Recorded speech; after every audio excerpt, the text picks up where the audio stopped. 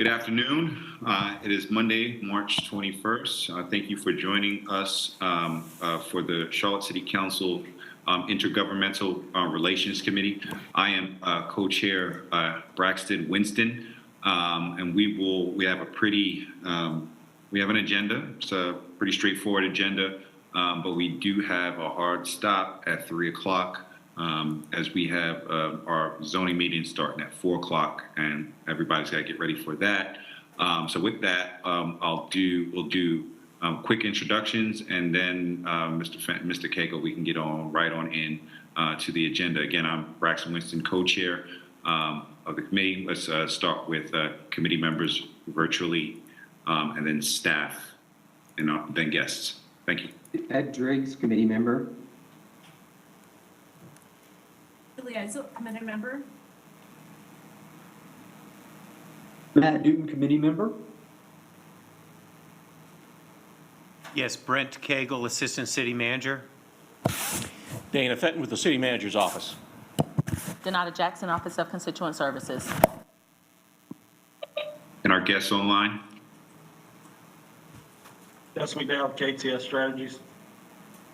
Nelson Freeman with KTS Strategies.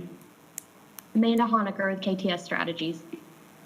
John Easterling, KTS Strategies.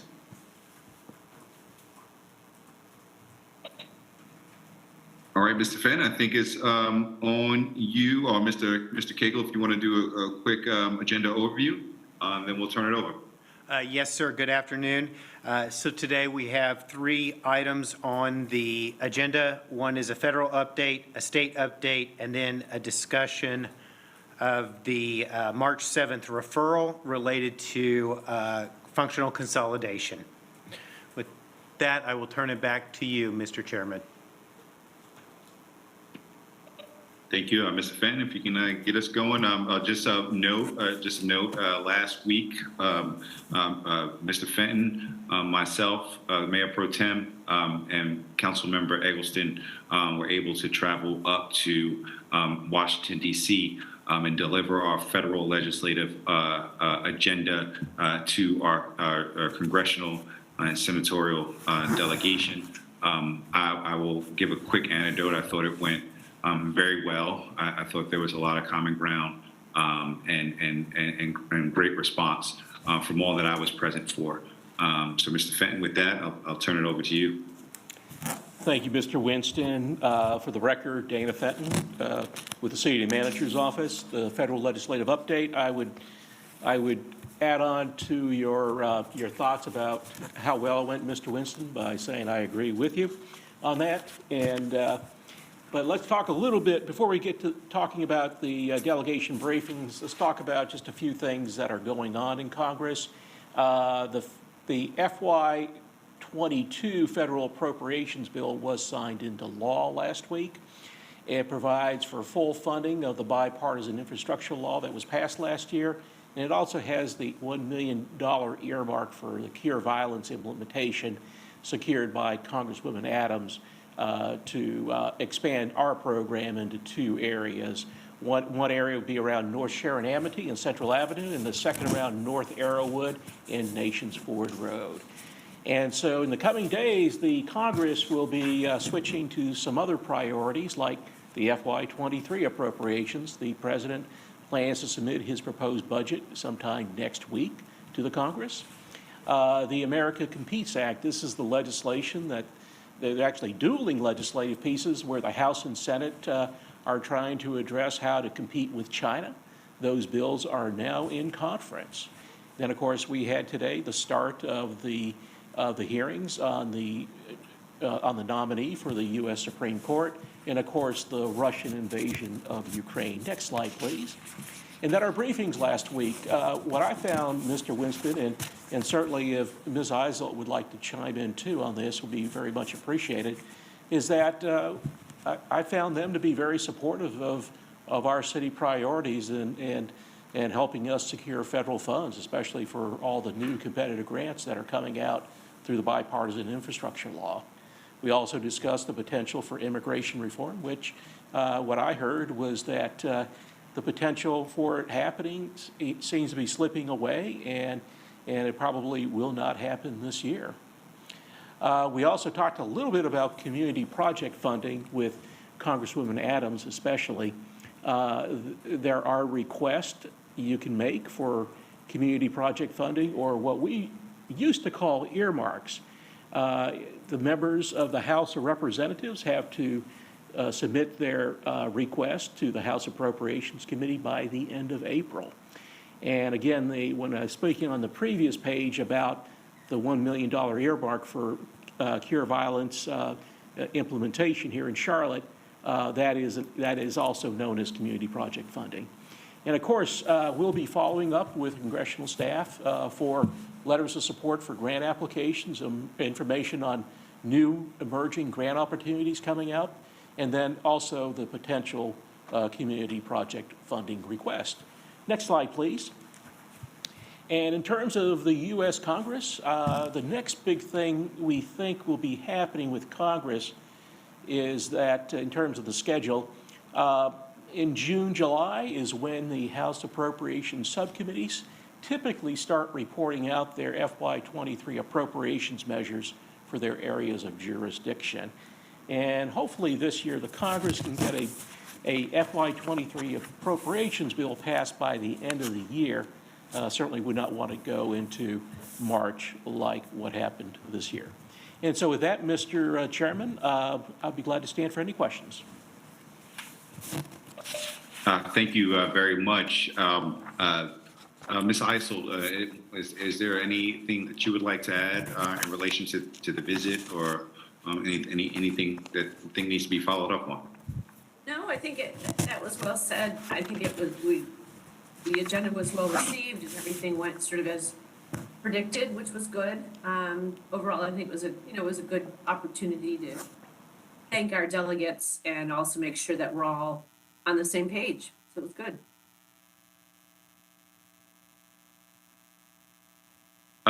Committee members, I don't see any hands virtually. Does anybody have any questions for the committee or Mr. Fenton?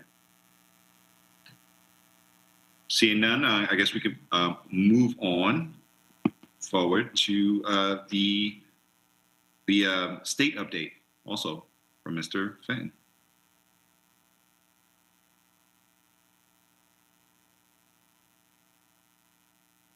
Inform you all about, but at any time, of course, our team with KTS Strategy may be speaking up as well. Next slide, please. The General Assembly, they adjourned their long session earlier this month on March 11th, and they'll be returning for 2 3-day sessions on April 4th to the 6th, and again on May 4th to the 6th. They don't expect any business to be transacted, but in case something does come up, they'll have that opportunity to act. In the short session itself, we'll be convening on May 18th, the day after the primary for federal, state, county, and municipal offices. And that session is not expected to last but maybe 6 to 8 weeks. They would really like to be out of Raleigh before the end of June, so they can adjourn the session sine die and to get on with some other business that they have. In terms of the next slide, please. In terms of the short session, we see a few things that will be considered, or could be considered, I should say. Or the first one is state budget amendments. This is something that happens in every short session of the General Assembly. It's not known when they're going to be bringing out the budget, but it could be very, very close to the May 18th convening date for the session. There's also discussion about a transfer of existing general fund revenues to NCDOT to be used for transportation purposes.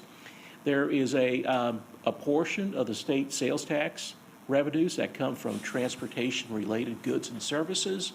For example, when you go to the motor vehicle dealer and make a purchase, and you're charged the state sales tax. When you go to the motor vehicle repair store to buy oil or whatever for your vehicles, you are charged the sales tax. And those revenues total about $470 million per year, and that would be new revenue for NCDOT. And this is a recommendation of the NC First Commission that was set up by Governor Cooper in the previous Secretary of Transportation a few years ago, and our own Mayor Pro Tem Eizelt served on that commission. And another issue that we have been watching for a few years now is the issue of short-term rentals. A few times, the short-term rental industry has tried to get legislation enacted to preempt or limit local regulatory authority with respect to short-term rentals. And this year, it appears that it's going to be done again. Of course, last year, we had the budget amendment that was made in the House, which was eventually removed from the final budget bill, and there was legislation a few years before that as well. So we do expect there to be legislation on this issue this year. And as far in next steps, next slide, please. We have been working with our delegation committee to schedule a time for the city council to Mr. bring. Fenn, excuse me 1 second. It looks like Ms. Eisel has a question. Thank you. Yeah, to go back to the last slide, can you guys hear me? To go back to the last slide, Dana, is that a done deal that they will transfer those fees to the DOT budget, or is that just they hope that will be accomplished? That is a potential. A potential. We do know that there's quite a few members who would like to do that, and whether it can be done in this short session still remains to be seen. But there is a lot of energy that's forming around doing just this. And is that the entire amount of transportation-related fees that do go into the general fund that, we've requested go to DOT, or is that just a portion of it? It is the increment of the state sales tax revenues that now go to the general fund that come from that category of transportation-related goods and services. So it's the whole thing of that category? It's the whole thing, yes. That's, of course, I suppose if they were to draft legislation, they could just take a portion of it and put it over there.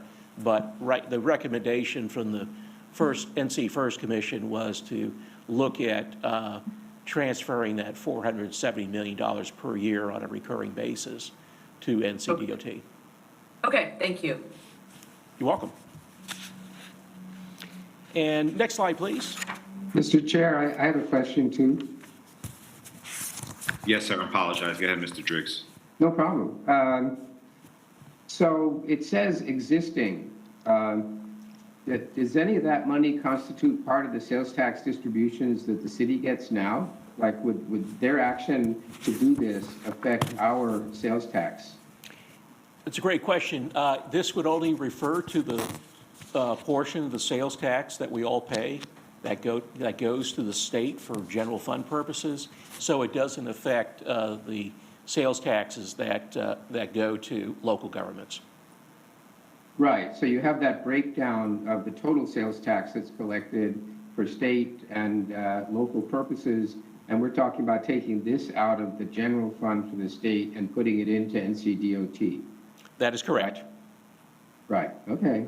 That sounds like a good idea. And by the way, wasn't this the longest session in history for the General Assembly? Yeah, I've heard that. But also, I would also point out to y'all that when I was here 10 years ago, I started in 2010, and the first long session was 2011.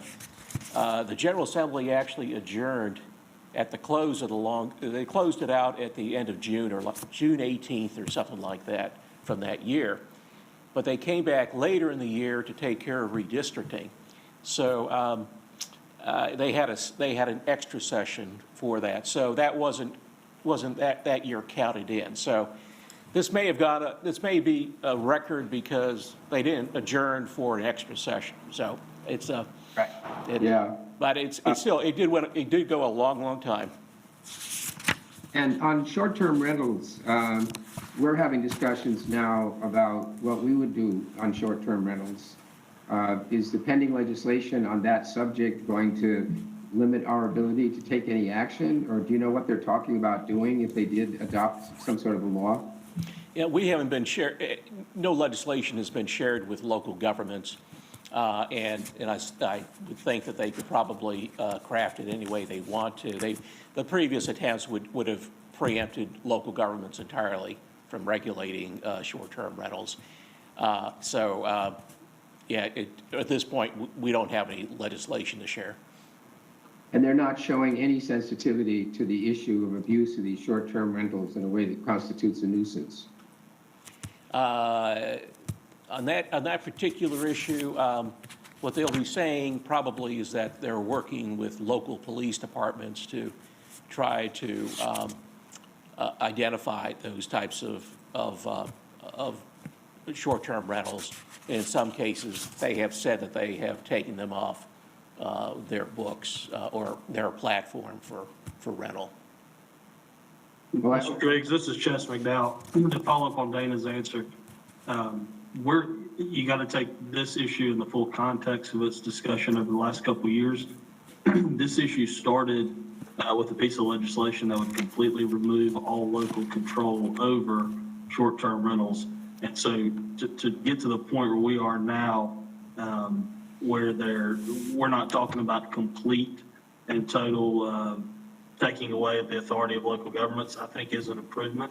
But the best part of that is that we stopped a bill that was moving very quickly right at the end, and it instead started a conversation about this issue and brought a lot more partners to the table to discuss how to deal with it going forward. So it's hard to say whether there's a sensitivity around nuisances or things like that. I think the better way to say it is that there's a lot of people, a lot of stakeholders who are working on this. And from the General Assembly's perspective, you have some folks that want complete local control over them and some folks that want absolutely no local control over them. So trying to figure out what that looks like in the middle is where we're going to be focused during this session. so, I mean, one thing we still have is ordinances related to noise and other things. And if we can't identify short-term rentals, we could still crack down, and this is really more for my colleagues, but we could still crack down on nuisance behaviors. And I think we do have the authority to toughen up the measures that we have to enforce those. And I certainly hope if they're talking to local police departments, that they talk to the biggest one in North Carolina. Thank you, Chess. All right, next slide, please. And committee, we're working with the delegation, or we have been working with the delegation to schedule a briefing on our 2022 state legislative agenda. It's scheduled right now for Thursday, April 28th from 12 to 1 p.m. And then, of course, the short session starts on May 18th. And again, they would like to get adjourned by the end of June. And Mr. Chairman, that completes my presentation. I'd be glad to stand for further questions. Thank you. The one question I had, and this come from the constituency, a couple members of my constituents over the past week. I think everything is settled now. It is in relation to redistricting, that our municipal general election is July 26th, and I believe that was signed into law at the end of last week because it is not recognized on the County Board of Elections at this point in time. Just want to clarify that. Yeah, Mr. Winston, great question. When the legislation passed, it was in a budget technical corrections bill, and it was, what I recollect, it said July 26. It specifically wrote in there July 26, but I would be glad to go back and check and to get that section of the bill out to the committee. And I do recall looking at Twitter this weekend that you had responded to a tweet on that. So I'd be glad to get you that information this afternoon after the meeting. That would be great. Less about me. There just really is no public As of my last checking this weekend, there's no public document that says that. It only says there's a primary and a general election in November. I believe we know that that is not necessarily just the case. So somehow that needs to be put out there for the public. So And thank you. also be glad to work with Mr. Baker on that, just to make sure I haven't misunderstood what was in the legislation. Wasn't the authority on that the Supreme Court? Are you I thought the date for local elections was what was in the order from the Supreme Court. This is legislation that was passed by the General Assembly earlier this month after the Supreme Court, the North Carolina Supreme Court approved the 3 maps. So the issue is that the legislation, or the question is whether the legislation captured the requirement in the court order that our local elections take place on July 26th? I don't believe that the court, in its opinion, referred to the local election, the municipal election, general election date or not.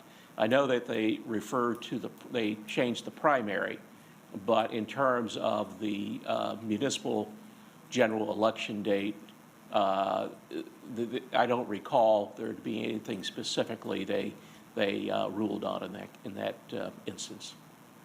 Well, if you could just check on that, I mean, you're going to clear this up anyway, but my recollection was that the court specifically said all primaries on May 17th and local elections on July 26th. So if you could just look into it and make sure we have clarity about that, that'd be great. Thanks. Be David. glad to. Thank you.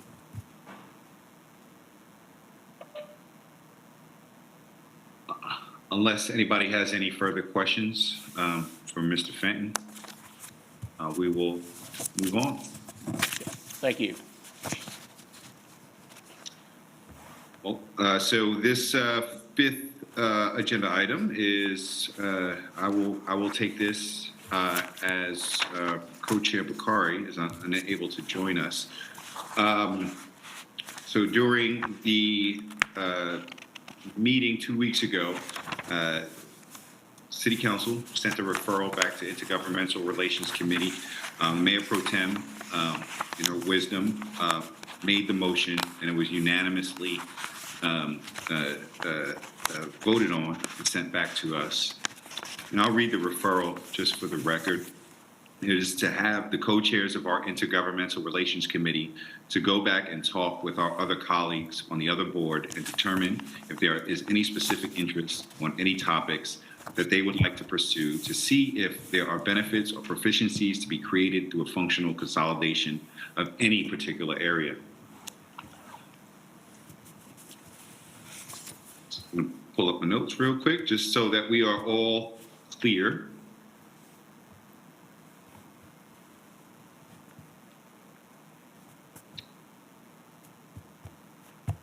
This language, I believe, was made and adopted to allow us to have a sanctioned, broad, and non-binding conversation with county commissioners and other elected peers.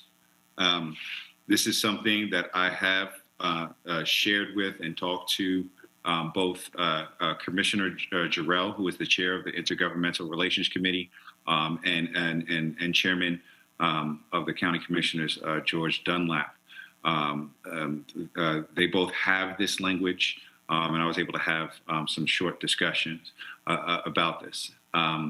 Again, the intent is that we aren't operating outside of ourselves as individual council members, but we're able to have these conversations on the committee level so that we can talk about it together as a city council. I was advised by our colleagues over at the County Commission that in order to do this through the processes that they have, it could and should be proper if we requested to Commissioner Jarrell and the Intergovernmental Relations Committee if we could appear before that committee to discuss such an issue. So that's kind of what I'm bringing back to the committee. I would love for us to engage with Commissioner Jarrell's committee to have a conversation. But again, I think this should be a decision that I or Councilmember Bakari make on our own.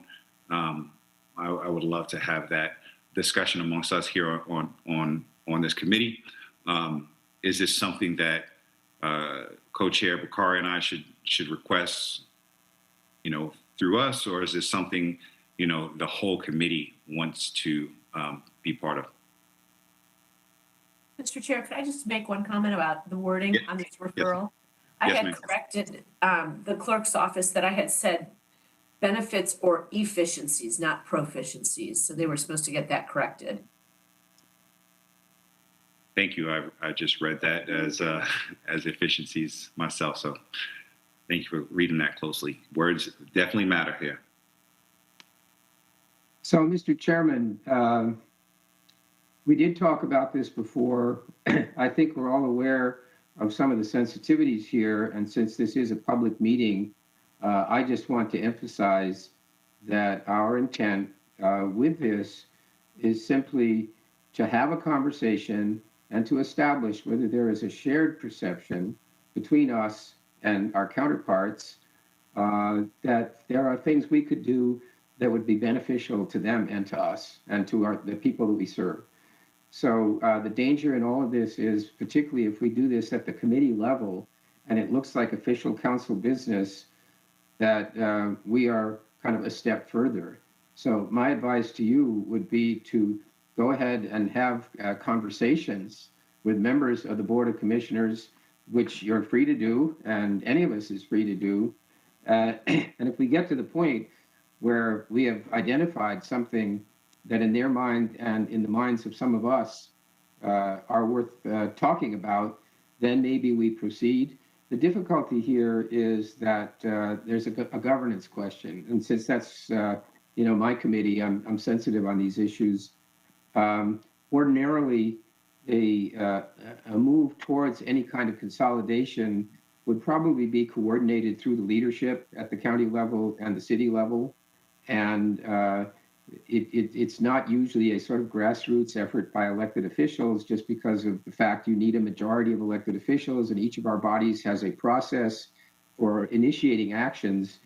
And I think in this case, because of the risk of a misunderstanding or of a wrong perception of what we're trying to do, we need to be especially mindful of our processes. So I would be very interested to know what you and the other chair, Mr. Bakari, can find out or can come up with.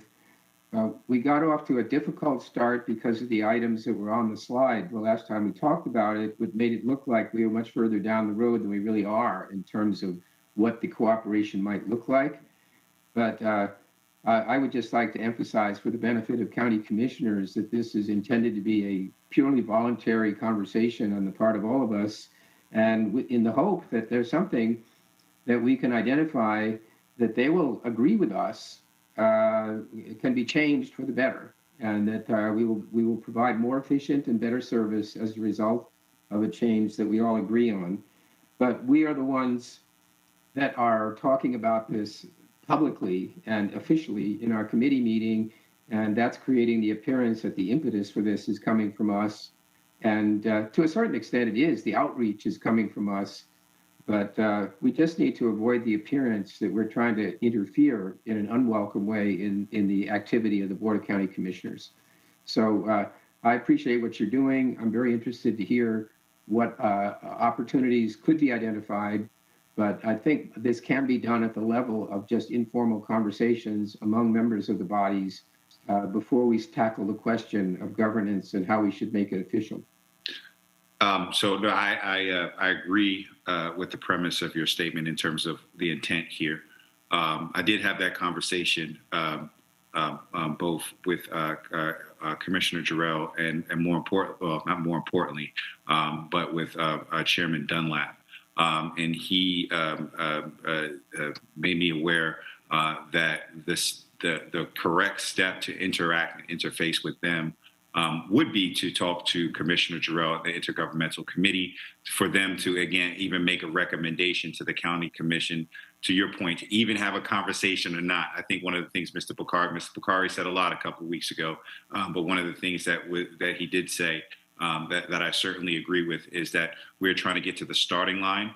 I think to Mr. Dunlap's point was for the county commission to even decide whether they want to get to the starting line, the proper channel is to get the committee, the IGR committee, to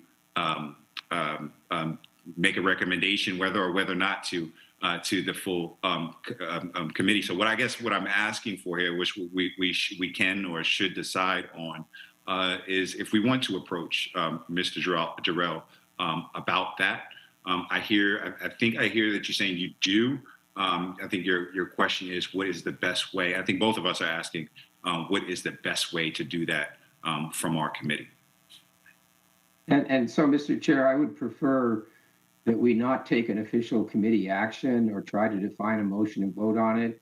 I would suggest that without objection from any of us, that you act in accordance with the conversation you had with the chairman. I'm pleased to hear that you had that conversation, since he was the one that seemed to be concerned about what we did before. And then when you have an idea that you can bring to this committee and you want to formalize it and get it started towards a council action, that we vote then. I mean, there's nothing to stop you from having conversations with Jarrell. I'm certainly not discouraging you. I don't know if anybody else on the committee would tell you not to have those conversations, but I want to be very careful about any official action by the committee or the council in the abstract without knowing what it is we might be talking about. Thank you. I would agree with all of that. I think keep it informal and not do it as an official committee action, but certainly if, you seem to have gotten further than we were certainly last week. And I think that's a good path to go down in terms of your conversations with Commissioner Jarrell. I don't know if anybody else is on. Mr. Newton. Mr. Newton, do you have any? He just nodded. He's good. Okay, cool.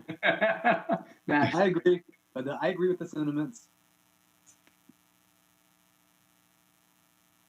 All right. Well, I will definitely get on that. And if I have any update, I'll send an email about that to the committee.